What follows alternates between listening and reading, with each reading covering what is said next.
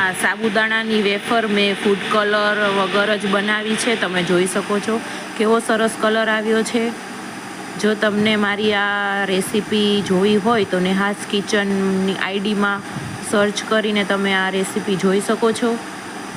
ત્યાર પછી આ રીતના બનાવી છે મેં.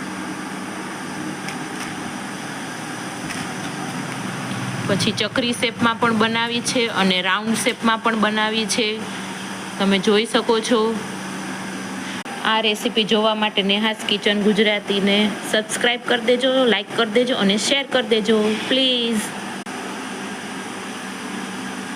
કેટલી સરસ બની છે. તમને હું તળીને પણ બતાવીશ. જ્યારે સુકાઈ જશે પછી એનો વિડીયો પણ હું તમને બતાવીશ. તમે જોઈ શકો છો ખૂબ જ સરસ બની છે. તમે પણ જરૂર ટ્રાય કરજો. તમે બનાવી કે નહીં કમેન્ટ કરીને જરૂર કહેજો. Bye bye.